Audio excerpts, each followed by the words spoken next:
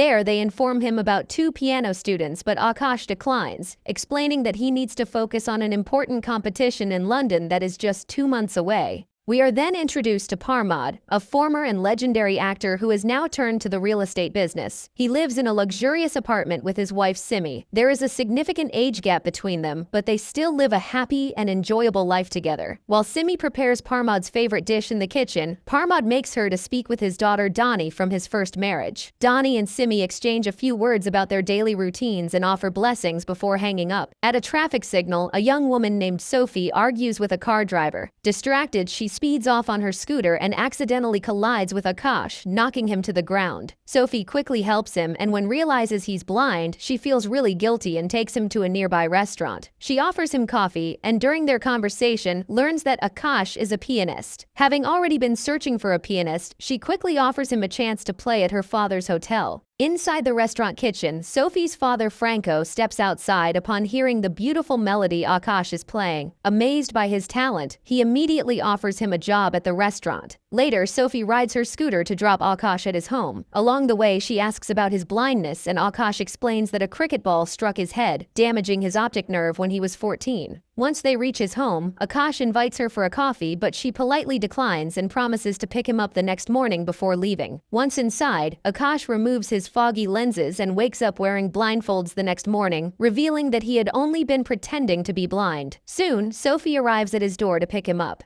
Though he initially considers wearing the lenses, he changes his mind and steps outside to leave with her for the restaurant. At the restaurant, Akash delivers an incredible piano performance that leaves the crowd amazed. Among them, Parmod is deeply impressed and praises Akash. Recognizing Parmod's voice, Akash tells is a die-hard fan him and his songs. Beaming with pride, Parmod asks Sophie to take a picture of them together. Later that night, Sophie drops Akash off at home and congratulates him on receiving a record-breaking tip. Before saying goodbye, Akash reveals that he's saving money to go to London for a better career. Not knowing that Bandhu is secretly watching him, Akash expertly takes his sunglasses and rushes to his apartment. From that day on, Akash entertained the crowd with his incredible performances every night. He would come home early to spend time with Sophie. They hang out the whole day and watch movies together, which deepens their bond. During their hangout, Akash glares at some paintings when Sophie notices it, but he quickly brushes it off. One night, Akash just finishes his performance and Parmod walks up to him. He offers Akash to perform live at his wedding anniversary the next day and even pays half the fee in advance. Later at home, Parmod tells Simi he must travel out of town for urgent work, pretending to forget their anniversary. Disappointed, Simi reminds him and pleads for him to stay, but he insists the deal is important. Meanwhile, Sophie drops Akash off at home but has to stay due to the heavy rain. Both get drenched, and knowing he's blind, she begins changing in front of him, prompting Akash to move to another room. Soon after, they sit together and share drinks while talking. Sophie notices his eye mask and Akash quickly makes an excuse, saying it's a childhood habit. Sophie then puts on the mask, trying to experience the world as Akash does without sight. As Akash helps to guide her, they unexpectedly grow closer and share an enjoyable night with loving moments.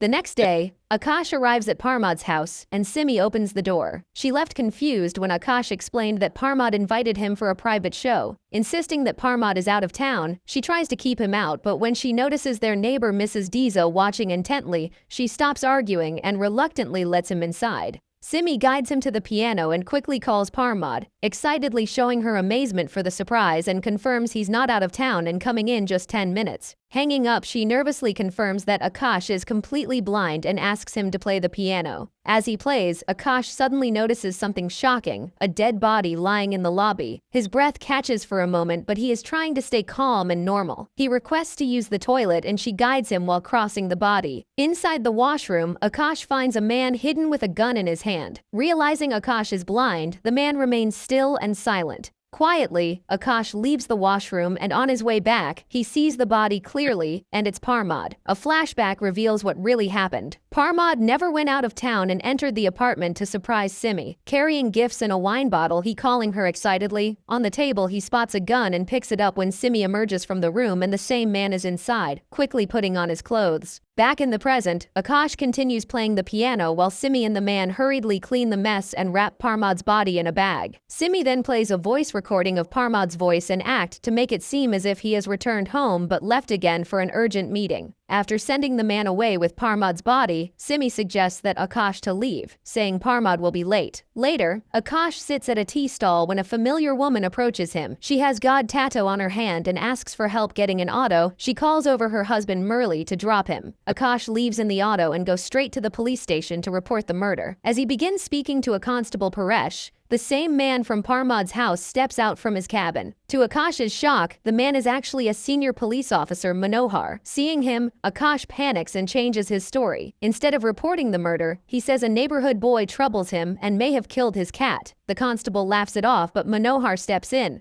offering to personally accompany Akash. However, Manohar remains suspicious, and once they reach Akash's house, he makes several attempts to test his blindness. He waves a hand in front of Akash's eyes and even tosses a knife toward him, but Akash stays perfectly calm, showing no sign of nervousness, which finally puts Manohar at ease. Just then, the cat appears, and Akash thanks Manohar for helping him find it. The next morning, Parmad's body is discovered in a river. News reporters cover the story, saying his wife Simi claims he had left home the night before with $1 million for a property deal, but never returned. Inside a club washroom, a man finds Parmad's watch. Moments later, he's brutally beaten by officers who suspect him of murdering Parmad. Later, Manohar shows the watch to Simi and Parmad's daughter Dani. They instantly recognize it, and in that moment, a policeman brings Akash in for questioning. Dani asks about his father on the anniversary of their last meeting. Simi panics, but Akash calmly lies that Parmad was in high spirits on that day while he was playing piano. He reveals nothing in fear of Manohar and gets involved in this mess. A constable reads Akash's statement and he signs it without hesitation. The next day, Parmad's funeral is held, and Mrs. Diza tells Paresh that on their anniversary, a man had visited Parmad's house and Simi excitedly led him inside. While that man was inside, Parmad returned home carrying chocolates and flowers. She adds that Akash arrived sometime later and Parmad never left the house after that. When asked to describe the man, she says he looked like a police officer, but Paresh doesn't take her seriously. Meanwhile, Dani meets Akash and requests that he teach her piano, and Akash warmly agrees. Later, Paresh casually questions Simi about the man. Simi brushes it off, saying Mrs. Diza is mentally ill and may be talking about last week's incidents. In the next scene, Paresh visits Manohar and his wife Rasika. As they discuss the case, Rasika suggests that suspicion should fall on Simi, noting that she married a much older man and she might be having an affair. Hearing this, Manohar got nervous and caught uncontrollably. Rasika gives him comfort by offering water. Paresh agrees with Rasika and tells Manohar about Mrs. Diza's claim and she could identify the man if she saw him again. Rasika advises Manohar to question Mrs. Diza and prepare a sketch of the suspect, reminding him that this high-profile case could even earn him a promotion if solved. The next day, Simi asks Dani to get some headache medicine. Once Dani leaves, Simi rings the bell at Mrs. Diza's apartment and asks for some medicine. Mrs. Diza kindly invites her in and heads to her room. At the same time, Akash arrives by auto and enters the lift. As Diza steps out, Simi pretends to faint and pushes her off the balcony, and once again Akash witnesses the scene right before his eyes but continues to act blind. After some time, a crowd gathers below and soon an ambulance and police arrive. Following a quick investigation, they conclude that Diza slipped and fell from the balcony, marking it as an accident, not a murder. Akash rushes home in a panic, catching Bandhu's attention with his fast walking. Once inside, Akash nervously calls Sophie, asking her to come quickly as he needs to tell her something important. Downstairs, Bandhu attaches a phone to a stick and lifts it to Akash's window, secretly recording him performing all tasks normally. Soon after, the doorbell rings, and to his shock, it's Simi at the door. Akash lets her in. She tells him she prayed for Parmad and offers a ritual sweet, thanking him for helping Dani recover from her grief. Akash excuses himself to make coffee for her. In the kitchen, Akash prepares the coffee and Simi silently sits behind him wearing a mask, trying to expose him by fear, but he remains calm and continues to act blind. Moments later, he serves the coffee to Simi, but she mixes poison into his coffee. Akash notices her and deliberately drops the cup on the floor. Instantly, Simi pulls out a gun and orders him to stop his acting, insisting he can no longer fool her.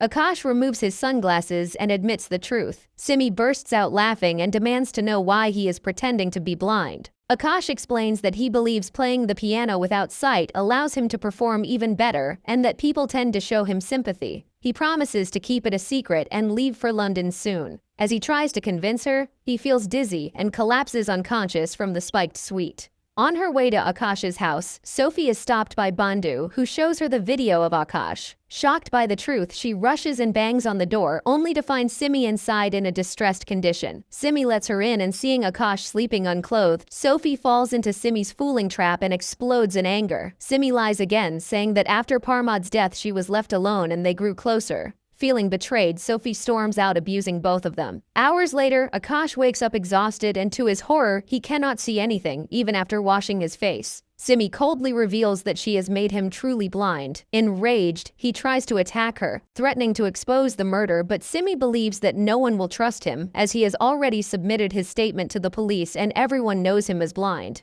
She leaves him frustrated and crying. Helpless, Akash calls Sophie, but she warns him never to call again. He tries to clear up the misunderstanding, but she abruptly hangs up. Broken and desperate, Akash sinks into tears. Meanwhile, Simi meets Manohar and tells him she has blinded Akash forever. Manohar argues that blindness isn't a solution, as Akash could still expose them to the media. Simi bursts out that she won't commit another murder, so Manohar agrees to handle the situation himself. Later, at Akash's house, Manohar attacks him to end the matter. He tries to strangle Akash with a cloth, but Akash fights back and smashes a steam iron against Manohar's head before jumping from the balcony. He runs into the streets trying to get help from anyone, but eventually collapses unconscious on the road. Meanwhile, Manohar continues searching for him but couldn't find him anywhere. The next morning, Akash finds himself inside a hospital. The film begins with a hunter in the quiet fields aiming his gun at a rabbit. The silence is suddenly shattered by the crack of a gunshot, and the scene instantly cuts to Akash, a blind but brilliant pianist. He lives alone in a modest house with only his cat. With no friends or family, he still finds happiness in his music and dreams of becoming a great artist. Whenever Akash steps out, a boy named Bandhu plays pranks on him, believing that Akash is only pretending to be blind. However, Akash punishes him, but Bandhu offers to get an auto in exchange for money. Akash then takes the auto and heads to a music instruments shop, where Dr. Swami tells him that he was brought by the auto driver Murli and his wife Sakhu. Akash pleads with the doctor to check his eyes.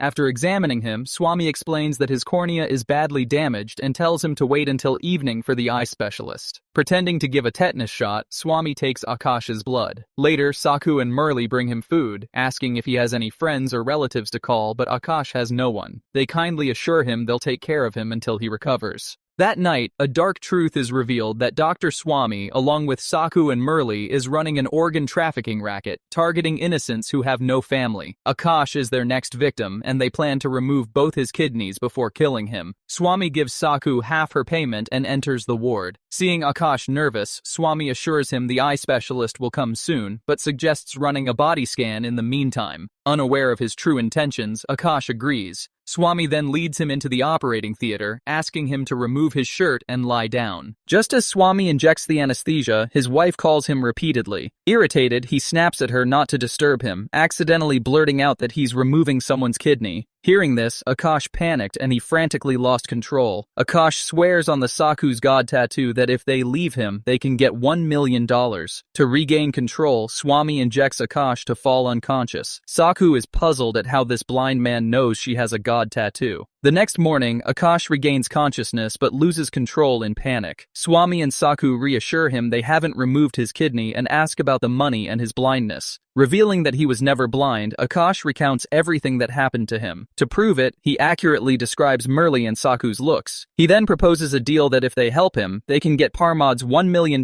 which currently Manohar and Simi have. Akash convinces them, saying he just wants his vision back as his share. Later that day, Simi returns home to find Akash teaching Donnie the piano. Akash mentions he's leaving for London tomorrow and wanted to see Donnie one last time. As he prepares to go, Simi offers him a ride home, and he agrees. During the drive, Akash tells that he needs $20,000 for surgery to restore his vision. If she agrees, he'll leave for London without exposing the truth. Simi insists she doesn't have much money right now. Akash warns her that she's responsible for his blindness and reminds her about Parmad's $1 million. As Simi becomes tense, Murli overtakes Simi's car and blocks the road ahead. She honks repeatedly, but the auto doesn't move. Taking the chance, Akash presses a chloroform to her face and knocks her unconscious. Meanwhile, Manohar returns from his duty and heads to the washroom when his phone rings. Rashika answers and it's Akash. He reveals that Parmad's wife was having an affair with her husband and Manohar killed Parmad for his $1 million. Out of control with anger, Rashika fires several shots at Manohar. He admits his affair and begs her to forgive him. Just then, he receives a call informing him that Simi's car and belongings have been found in a river and he thinks she may have committed suicide. Manohar steps outside and manages to calm Rashika by apologizing. Meanwhile, Simi is still alive and under the possession of Akash and his team. They brought her to the hospital and tied her to a chair, covering her eyes and mouth. Swami draws her blood while explaining that if her blood matches, her corneas will be transplanted into Akash. Simi begs the doctor to let her go, promises to give them all the money, but no one believes a woman who killed her husband. Hearing this, Simi breaks down and admits why she was forced to kill Parmad, claiming it was an accident and Manohar forced her to kill Mrs. Diza. While she confesses all, Murli secretly records her on his phone. They threaten her, warning that if she doesn't reveal the money, they will leak the audio to the media. The next morning, Saku calls Rasika with the location to bring the money. Still angry, Rasika hands Manohar a gun, telling him he must fix the mess he created. Before leaving, Murli and Saku decide to betray Akash. They tie him to his wheelchair and plan to keep all the money, locking him and Simi together before departing. At the hospital, a nurse hands Dr. Swami Simi's blood test report, leaving him amazed. Meanwhile, Manohar reaches the building and Murli tells him to place the bag in the lift. Manohar does so and rushes upwards through the stairs. Once reaches, he finds Murli with the bag and chases after him. He then fires a shot and the bullet hits Murli in the neck. When Manohar asks about the evidence, Murli gasps that it's with Saku, waiting on the lower floor. Saku overhears this on the phone. When Manohar steps into the lift to go down, she cuts the power and traps him midway.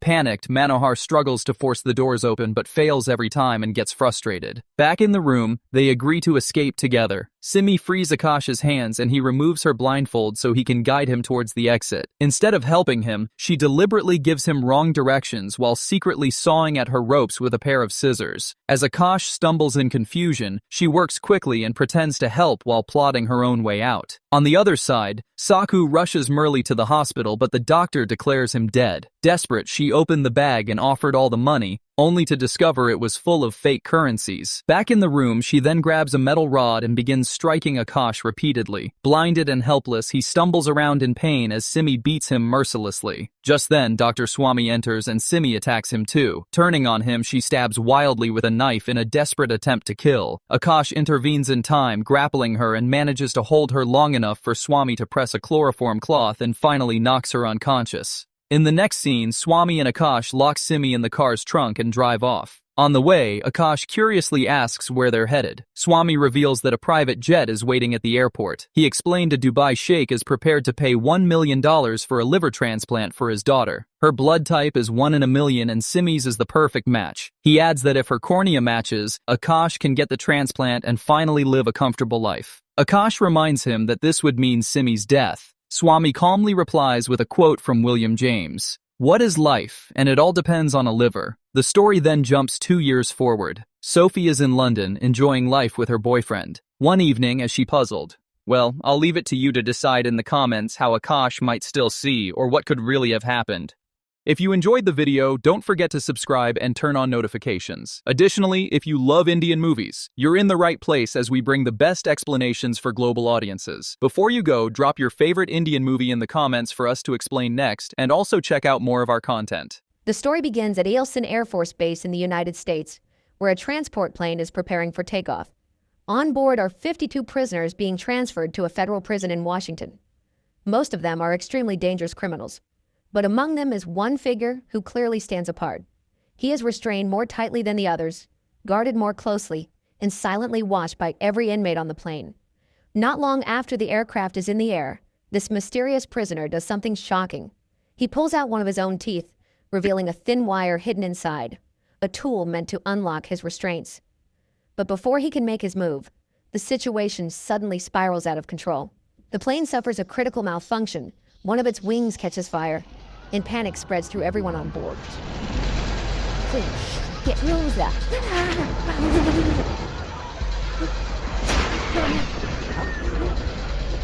At the same time, deep in the freezing wilderness of Alaska, A father and his young son are camping together.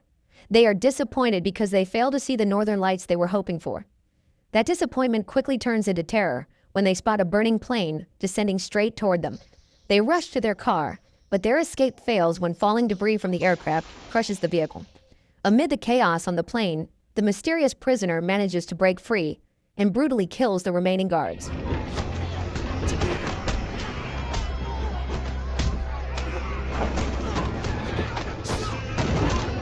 Soon after, the aircraft crashes into the cold Alaskan forest. Despite the violent impact, several other prisoners manage to survive the deadly crash. This is where the real hunt begins.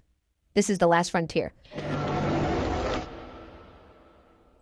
The story then shifts to Fairbanks, Alaska, where we meet a man named Frank, his wife Sarah, and their son Luke. Frank works as a deputy U.S. Marshal in the region, while Sarah is a nurse at a local hospital. After Luke leaves for school, Frank talks with Sarah about a cabin he recently bought deep in the forest. Sarah dreams of turning it into a small lodge, while Frank hopes it will allow him to retire from his dangerous job. He knows he is getting older and no longer as strong as he once was. Frank then heads to work and meets his colleagues, Jane, Donnie, and Hutch. Jane informs them that the fire department has just reported a strange column of smoke rising from the forest. Without wasting time, Frank and his team take a helicopter to investigate. From the air, Frank realizes the smoke is not from a wildfire, but from the wreckage of a crashed plane.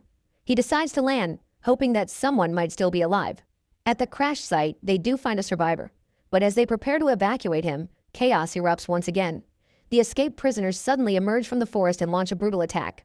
Frank and his team fight back, refusing to go down without resistance. Ambush. Kill that soldier!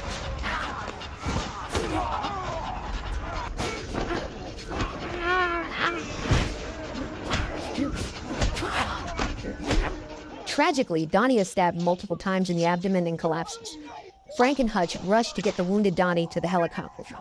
As more attackers close in, Frank stays behind to hold them off, while Hutch moves Donnie to safety. Alone and overwhelmed, Frank comes dangerously close to being killed. At the last moment, another survivor appears. His name is Granger, and he immediately jumps in to help Frank. With no time left to spare, they board the helicopter and lift off, leaving the crash site behind. One of the prisoners tries to cling to the helicopter during takeoff, but Frank shows no mercy and kicks him away. Meanwhile, at CIA headquarters in Virginia, an agent reports to her superior, Bradford, about the crashed plane. It turns out the aircraft was carrying the Atwater Protocol, and the prisoner transfer itself was a top-secret CIA operation. With the situation spiraling out of control, Bradford makes a bold decision. She orders the immediate recall of an agent named Sydney, even though Sydney is currently suspended. Despite her status, Sydney is the one person who understands Havlock better than anyone else, because she is the one who created him. The heavily guarded and extremely dangerous prisoner from the plane is revealed to be Havlock.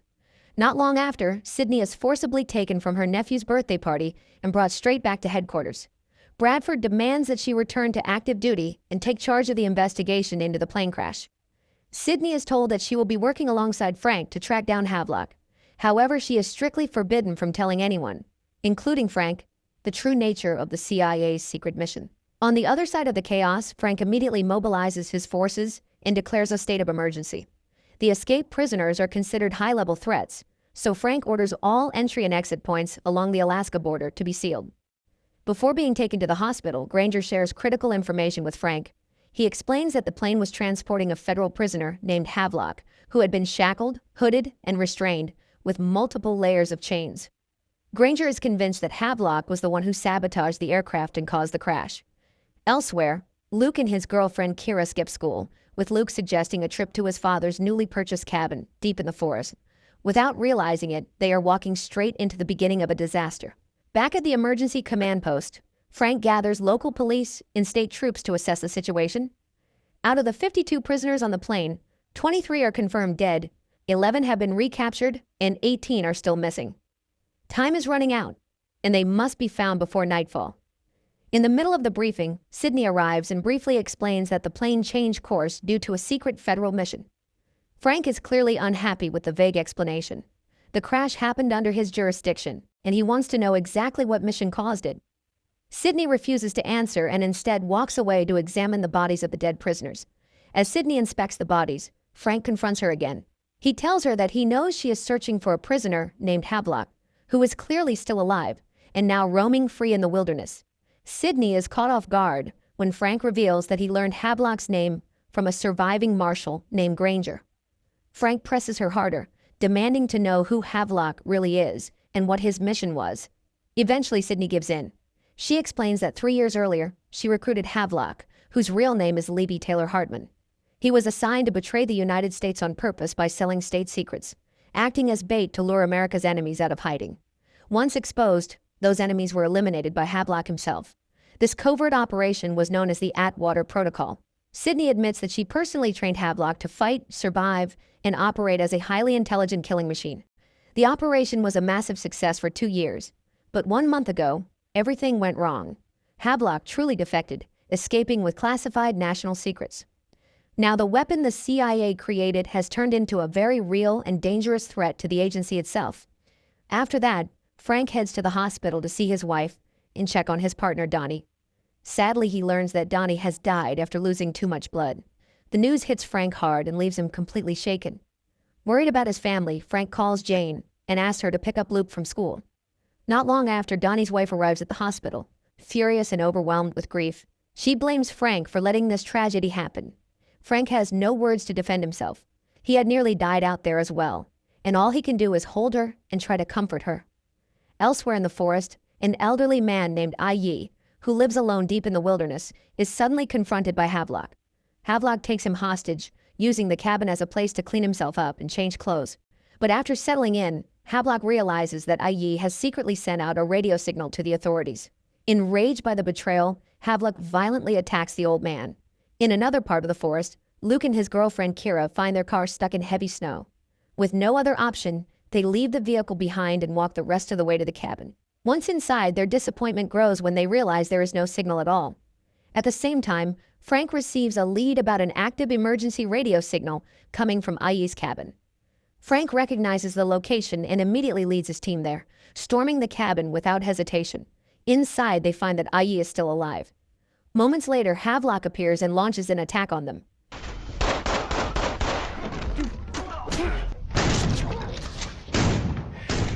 Havlock then retreats outside while holding Yi hostage. Frank attempts to negotiate, determined to capture Havlock alive. In a shocking turn, Sydney urges Frank to shoot, warning that Havlock will kill Yi. As the tension peaks, Sydney releases one of Yi's dogs. The animal attacks the hostage taker, inflicting fatal injuries. When Sydney checks the body, she realizes this man is not Havlock. The revelation leaves Frank visibly disappointed. Back at the command post, Sydney feels something is wrong when she looks closely at one of the dead prisoners. She immediately reviews the records of the marshals who were on the plane. The truth hits her when she sees Granger's photo. The body dressed in a prisoner's uniform belongs to the real Granger, who had already been killed. Frank is stunned as it becomes clear that the Granger who provided all the information earlier was not a marshal at all, but Havlock himself, using the disguise to deceive everyone. Realizing that his wife is now in danger, Frank rushes toward the hospital. On the way, he calls Sarah and warns her that the Granger being treated by her is not a marshal, but Havlock in disguise. Sarah is horrified by the revelation, especially as Havlock approaches her moments later. Frank finally reaches the hospital, but he is already too late. Havlock is gone, and Sarah has been taken with him. The realization fills Frank with rage and fear. While heading back to headquarters, Frank receives another blow. Jane informs him that Luke never showed up at school. She also learns that Luke left with his girlfriend, but no one knows where they went. At the same time, Havlock begins his next move. He blows up a telecommunications station, cutting off phone service and internet access across the city. When Frank arrives at headquarters, Hutch confirms the worst. All communication lines are down. Moments later, Havlock contacts Frank through the radio. He lets Frank know that Sarah is still alive and makes it clear that if Frank wants his wife to survive, he must act as Havlock's intermediary. The next day, Frank holds a press conference to brief the public. He explains that a plane made an emergency landing in the Yukon wilderness, carrying 52 prisoners and 8 U.S. Marshals. Although the crash site is far from the city, the situation is extremely dangerous. Several prisoners are still at large and roaming freely. Frank urges the public to remain cautious, stressing that these are highly dangerous federal inmates. With visible weight on his shoulders, he also reveals that his wife, Sarah, has been kidnapped by an escaped prisoner named Havlock. Elsewhere, a family traveling to a ski resort suddenly finds their car blocked by a man in a prison uniform with a metal prosthetic arm. The man appears terrified. He pulls cash from his artificial arm and asks a woman named Joy to take him to the nearest police station. Back at the CIA, Bradford contacts Sydney with alarming news. Before escaping, Havlock managed to hack into CIA servers and steal a top-secret file known as Archive 6. This file contains a complete list of targets who were hunted and eliminated through the Atwater Protocol. If that data falls into enemy hands, the CIA's reputation in global operations could collapse. Bradford orders Sydney to find Havlock as quickly as possible before the information is sold to hostile forces. Shortly after, Frank confronts Sydney and demands answers. He wants to know why Havlock is in Alaska and why his wife was taken. Cornered, Sydney finally admits the truth. The CIA operation to recapture Havlock failed completely, and her presence in Alaska is meant to contain the damage. She assures Frank that he is not alone and promises to help him get Sarah back. Later at headquarters, Frank meets a new team member named Cole. Frank assigns him to gather information on a prisoner who recently turned himself in. Around the same time, Frank learns that Luke and Kira are heading to the cabin Frank recently purchased in the forest. Not long after, Hutch brings more troubling news. A neighbor claims to have seen Sarah at Frank's house earlier that morning. Frank immediately rushes there. In the basement, Frank and his team discover a camera that appears to have been used to record Sarah's abduction, but the tape is missing. They also find that Frank's secret safe has been broken into. Havlock has stolen weapons and several pieces of Frank's clothing, leaving behind clear signs that he was there, planning his next steps. Not long after that, Sydney presents a video recording taken from the security camera inside Frank's house. Before the FBI arrived, she had already secured the tape herself, worried that it would be confiscated as evidence. When the footage is played, it becomes clear that the video was deliberately staged by Havlock. It shows Sarah being held captive, meant as a message. Havlock is demanding a negotiation. Sarah will be released if Frank hands over a prisoner named Henry, a man who has lost both of his hands. Havlock even sets a meeting time for later that afternoon in a remote location. Frank, if you find him, if you hand him over, I'll be set free. This is where you and I decide if we can trust each other. And you trust it if you don't. Sarah doesn't come home. As Frank digs deeper into the records, he discovers that Henry is far from an ordinary inmate. He is a former accountant responsible for massive financial fraud. At some point, Henry stole money from his own clients, which led the mafia he betrayed to burn him alive. He survived the attack, but lost both of his hands in the process. Frank then visits Henry in his cell, determined to learn what connection he has to Havlock. Henry refuses to cooperate and instead mocks Frank, acting confident and claiming he already has a plan to walk free before sunset. The comment pushes Frank to the edge. He nearly lashes out, but manages to restrain himself. All he can do is threaten to dump Henry back into the wilderness if he continues to stay silent. You think about what you're gonna tell me when I come back. Because from where I stand, I throw your ass back out there, you'd long fucking crawl to nowhere. Meanwhile, Luke and Kira are stunned when they discover an unconscious man inside a car, badly injured and barely alive. They have no idea who he is. Moved by pity, they decide to take him back to the cabin to help him recover. What they do not realize is that they have just brought a serious danger straight into their safe haven. Elsewhere, Havlock is hiding out in a cabin while holding Sarah hostage. He contacts Bradford and sends her a link to his phone. The link leads to a website Havlock created himself. On it is a countdown timer. If Havlock fails to enter a secret code every 72 hours, the site will automatically release the entire contents of Archive 6 to the public, the media, and all of the CIA's enemies. The threat sends Bradford into panic, pushing her to do everything possible to capture Havlock immediately. After contacting Bradford, Havlock returns his attention to Sarah. Sarah, having managed to free herself from her restraints, launches an attack. She briefly gains control of Havlock's gun, but Havlock quickly overpowers her and takes the weapon back. Her attempt to escape ends in complete failure. Back at headquarters, Bradford is under intense pressure from her superiors. With Archive 6 at risk, they question her decision to send Sydney into the field, especially since Sydney herself is under investigation due to her personal ties to Havlock. Before leaving, her superiors issue a final order. Havlock must be captured, and Bradford is given only 2 days to make it happen. Back in Fairbanks, Alaska, Frank interrogates Henry once again, demanding to know what connection he has to Havlock. Frank makes it clear that if Henry keeps silent, he may not survive long enough to ever reach trial. Under pressure, Henry finally talks. He insists that he does not know Havlock at all. He explains that he turned himself in not out of fear of other inmates, but because he made a deal with the Department of Justice. In exchange for becoming a witness against major drug lords, Henry was promised freedom and protection. Hearing this, Frank grows confused. If Henry truly has no connection to Havlock, then why would Havlock demand Sarah be traded for him? That realization makes Frank hesitate. Handing Henry over may not save Sarah after all. Later that afternoon, Frank arrives at the agreed meeting location carrying a fake version of Henry. Havlock contacts him, but instead of following the plan, Havlock orders Frank to keep driving north past the meeting point. At that moment, Frank finally understands the truth. Havlock never wanted Henry. His real target is the black box from the crashed plane, which is now being transported by the FBI. Frank and his team immediately turn around and race after the vehicle carrying the black box. At the same time, Havlock intercepts the FBI transport and steals part of the hard drive from the black box, containing critical flight data. When Frank and Sydney arrive shortly after, Havlock is already gone. All they find are 2 FBI agents tied up and left helpless. The exchange plan has completely failed, and Frank is furious, directing his anger at Sydney for walking into Havlock's trap. That night, Henry is transferred to the prosecutor's office under extremely tight security. Meanwhile, Sam and his son Mail, who earlier witnessed the plane crash, are revealed to be alive. Sadly, they are now being held captive by escaped prisoners. When the guards are distracted, Sam tells his son to run and follow the river to escape. Elsewhere, Frank's officer Clint, who was sent to pick up Luke, reports that he has arrived near the cabin. Using binoculars, he confirms that Luke and Kira are inside. The news brings Frank a brief sense of relief. Shortly after, Frank inspects the vehicle that had been transporting the black box and discovers a small box Havlock deliberately left behind for him.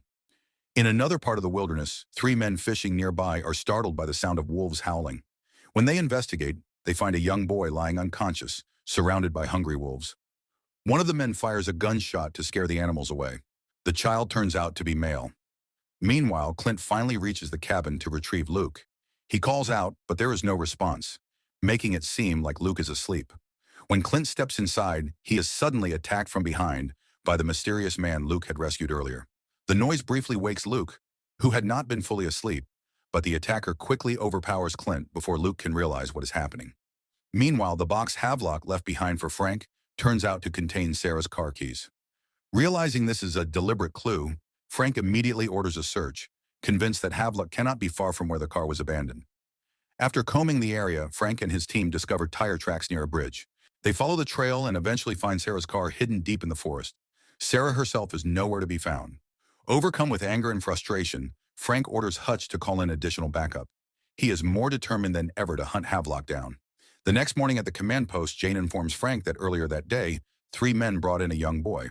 Frank meets the child, Mail, who looks shaken and exhausted, and gives him food. Frank then asks how Mail ended up alone in the wilderness. Mail explains that he and his father were taken hostage by escaped prisoners. Frank shows Mail photos of the fugitives, and with trembling hands, the boy points to one of them, identifying the man who held his father captive. He also makes it clear that the man was not acting alone, but with a group. Out in the deep forest, the group of escaped inmates holding Sam hostage unexpectedly comes across Havlock while he is resting. Mistaking him for an FBI agent due to the gun and binoculars in his bag, they take Havlock captive as well. Meanwhile, Sarah's whereabouts remain unknown, hidden somewhere by Havlock. Not long after, a bald inmate named Argento spots a tourist shuttle passing through the area. He and his crew move quickly to hijack it. As they approach, the tourists accidentally photograph them while taking pictures. When the driver tries to speed away, the inmates block the vehicle and take everyone hostage. I'm trying. Got a gun? Knock, knock. Hey, hey! Put it down. Okay. A few hours later at the command post, Frank receives a report that one of the tourists managed to send out a distress signal. The message includes photos of the prisoners holding them hostage, and both Havlock and Sam are visible in the images. Frank immediately orders his team to track the satellite Wi-Fi signal from the vehicle.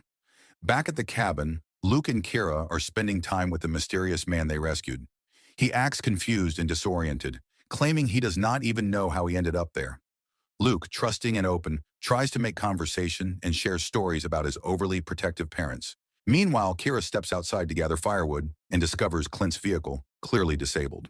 When she checks inside, she finds files containing information on escaped prisoners. One name stands out. The man inside the cabin is a fugitive named Romero. At the command post, while Frank is talking with Mail, Hutch brings urgent news.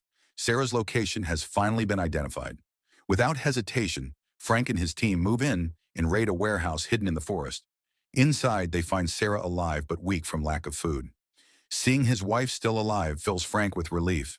He plans to take her straight to the hospital, but Sarah insists she is fine. She then asks about Luke. Frank reassures her, saying Luke and Kira went to the cabin and are safe, since Clint has already been sent to pick them up. Elsewhere, Frank's team tries to make contact with the tourist vehicle, but there is no response. Everyone inside is being held hostage. Seeing this, an inmate named Covington grows suspicious and begins to believe that Havlock has leaked their location. Ever since they boarded the vehicle, Havlock has been constantly typing on his laptop. When Covington finally sees what Havlock is doing on the screen, the truth hits him. Havlock is not an ordinary fugitive, but the special prisoner who was once heavily guarded and kept hooded. Instead of feeling afraid, Covington becomes curious and challenges him. The confrontation ends quickly. Fueled by anger, Havlock violently overpowers Covington and the other inmates, leaving them completely helpless.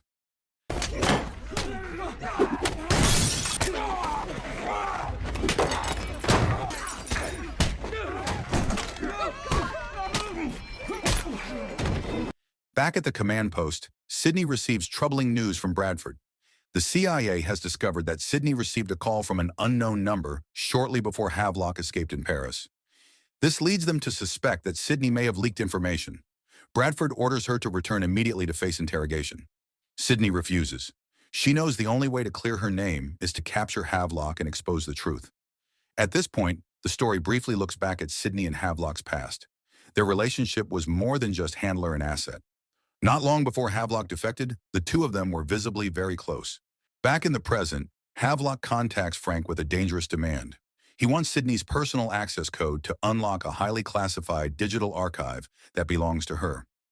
The archive contains the identities and locations of every field asset and informant Sidney has ever recruited. If Havlock gains access to it, countless lives will be placed in immediate danger. Because of this, Sidney refuses to hand over the code. In response, Havlock shoots Ado in the leg. The gunshot and Ado's screams are heard over the radio, sending Frank into panic. Havlock threatens to kill Ado if the code is not given. He then begins counting down from 10. Frank, desperate to prevent more bloodshed, forces Sidney to comply. With no other choice, Sidney gives Havlock the code, and Havlock is clearly pleased. The focus then shifts back to the cabin. Kira shows Luke the file on Romero, triggering instant panic. Luke decides they need to escape and pretends to step outside to gather firewood. Romero, however, has already caught on. He orders them to stay put, revealing that he has stolen the car keys. To make the threat clear, Romero pulls out a gun he took from Clint, warning them not to try anything if they want to stay alive. Romero then forces Luke to contact his parents using Clint's walkie-talkie. With heavy guilt, Luke lies and tells them that he and Kira are safe at the cabin with Clint and will be heading home soon. Hearing this, Frank and Sarah feel a wave of relief, believing that their son is out of danger. After everything that has happened, Frank finally meets with Sidney, and she reveals the full truth. She explains that the Havlock program was created by her father, a legendary CIA operative who died in the line of duty. For Sidney, this mission is no longer just about national security. It is also about restoring her father's name and protecting his legacy. Hearing this, Frank opens up as well. He shares the painful story of his daughter Ruby's death and admits that he has lived with guilt ever since, believing she died because of the dangers tied to his job. This shared moment of honesty creates a strong bond between them. From that point on, they agree to set aside their differences and work together to bring Havlock down. With a new plan in place, Frank and Sidney board a helicopter and fly straight toward Havlock's location. They move in quickly and confront him head-on. Frank attempts to negotiate, warning the escaped inmates that they are surrounded and have nowhere left to run. Havlock agrees to talk and allows Frank to approach their vehicle. Frank's first demand is the release of Sam. As the discussion continues, Havlock cryptically mentions a small secret that Frank has hidden in his basement, something the audience has not yet seen. While the negotiation plays out, Sidney quietly slips into position and attaches a grappling line to the vehicle, separating it from the hostages. Moments later, the vehicle is dragged off balance and crashes. Frank immediately considers sending officers to escort her. Sarah declines, explaining that she is already accompanied by Dr. Todd. This makes Frank uneasy, especially after realizing that Dr. Todd is Sarah's former boyfriend. Sarah reassures him that it is all in the past and asks him not to read into it. The next day, Sarah arrives at the cabin and is shocked to see blood on Luke's car. Alarmed, she rushes inside. Luke and Kira are nowhere to be found. Her fear grows when she discovers Clint, the officer assigned to pick Luke up, lying helpless inside the cabin. At that moment, Sarah realizes that her son is in serious danger. As time passes and night falls, Luke and Kira are shown being held captive while forced to drive Romero away using Clint's vehicle. When Romero becomes distracted, Luke acts quickly. He unfastens the prisoner's seatbelt and crashes the car, hoping the impact will kill him.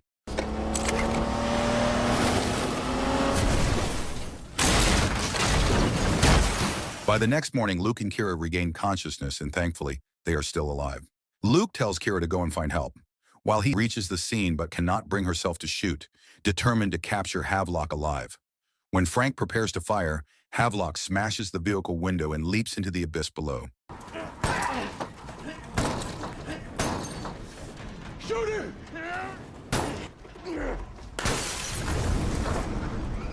After Frank manages to escape the wreckage, Sam thanks him for saving his life, allowing him to reunite with his son, Mail. Later, back at home, Frank recalls Havlock's words about the secret hidden in his basement. He opens a box containing a weapon and finds a small note inside marked with the words, "Our secret." That night, Frank goes to a bar to clear his head and unexpectedly finds Sydney there as well. Frank hands her a memory card, revealing that he secretly took it from the printer Havlock used while holding Sarah hostage. Whatever Havlock was planning may be stored on that card. Frank makes it clear that he now wants Havlock captured not just for justice, but because Havlock crossed the line by threatening his family. Hearing this, Sydney finally confesses the truth she has been hiding. Havlock is not just an asset or an enemy. He is her husband. The two fell in love during a mission in Prague and eventually married. The revelation leaves Frank completely stunned, realizing he never saw this coming. The next day, attention shifts to two escaped female inmates named Kitty and Vivian. At that moment, Kitty is trapped in a bear trap, badly injured and unable to move. She sends Vivian to look for help from nearby residents. Before long, Vivian comes across a cabin hidden deep in the forest. Inside, she finds a woman casually talking on the phone. When the woman checks her rifle, it is missing. Vivian has already taken it. The woman is then forced to help remove the bear trap from Kitty's leg.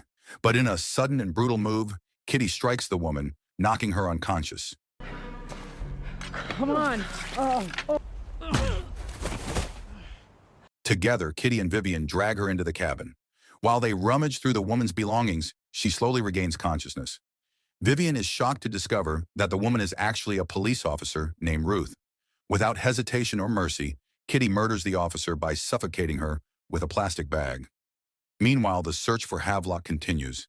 His body was never found at the bottom of the ravine, which means he is still alive.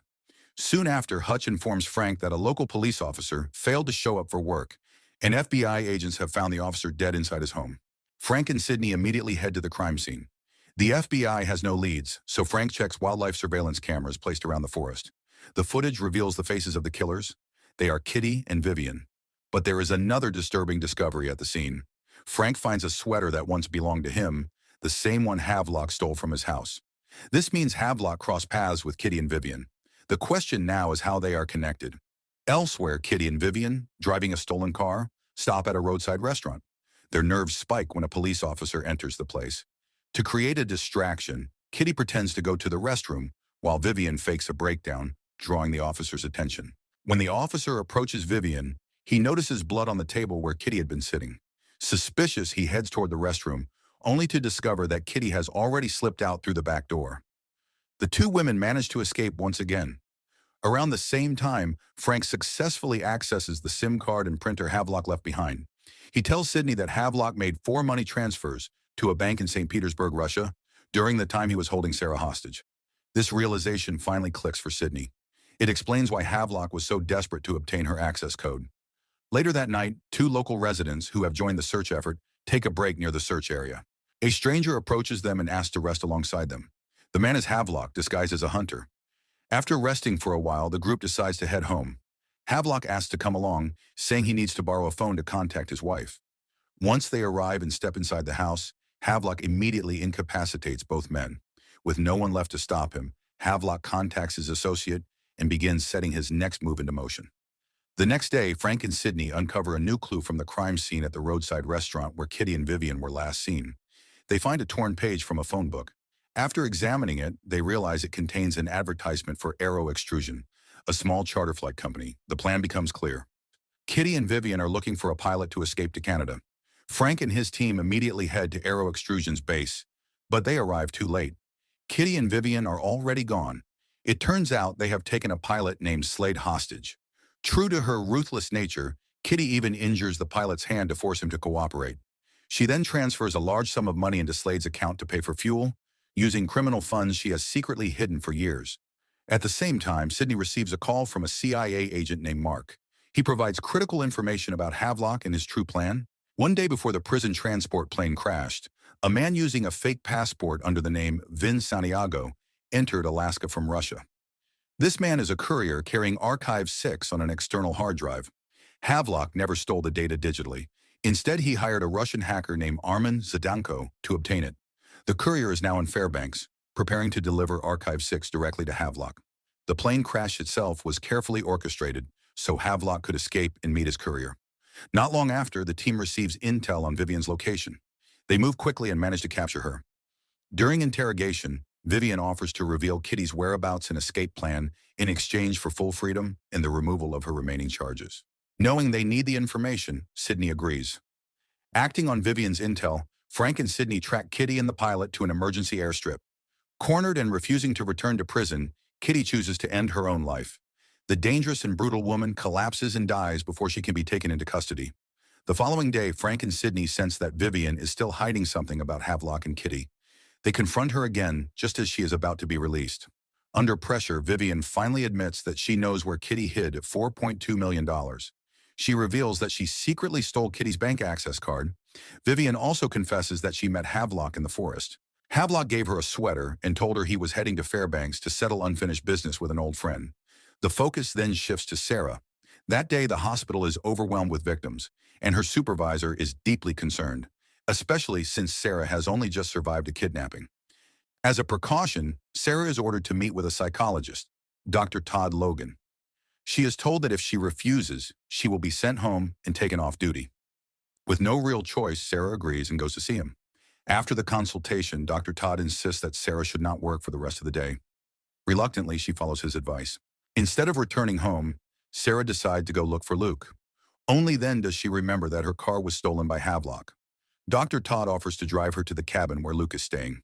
While on the road, Sarah contacts Frank and tells him that she is heading out to pick up Luke since he still has not come home. Passes a pub, she notices Akash's picture outside. Surprised, she rushes in and finds him playing the piano. After the performance, she approaches him. The moment they shake hands, Akash recognizes her touch. Sophie asks if he is still fooling here. Akash smiles and says it's a long story. While having coffee, Aksh begins recounting the story and the scene shifts back to the car ride with Dr. Swami. Akash hesitates to let Simi die and suggests they have Simi's confession and the police will arrest her anyway. Swami argues that she will face the death penalty, so it is better to make her life useful for the Sheikh's daughter. A short while later, Swami stops the car and pulls out an injection, promising Akash he'll drop him at the nearest bus stop. As he opens the trunk to inject Simi, but she suddenly strikes him. She quietly slips into the driver's seat and speeds off without saying a word. Thinking Swami is driving, Akash suggests again to leave Simi. Hearing him, Simi stops the car and Akash steps out onto the road. She drives away but suddenly changes her mind and makes a U-turn, intending to run him over. At that moment, the rabbit leaps across the road, fleeing a hunter's bullet and lands in front of her car. The impact causes Simi to lose control and flip the car. Sim bursts into flames with the car and is killed instantly. The story returns to the present. Akash tells Sophie that after the accident, a bus passed by and he boarded it to go to Mumbai. With a friend's help, he eventually reached London and rebuilt his career. As he prepares to leave, Sophie tells him that Simi killed 2 people and remarks that he should have listened to the doctor and taken her eyes. Akash remains silent and walks away. In the final scene, Akash walks down a quiet street when a tin can rolls into his path. He flicks it aside with his stick, leaving the audience questioning whether he was truly blind or if he was fooling us all along. However, the story ends here, keeping the mystery alive and leaving us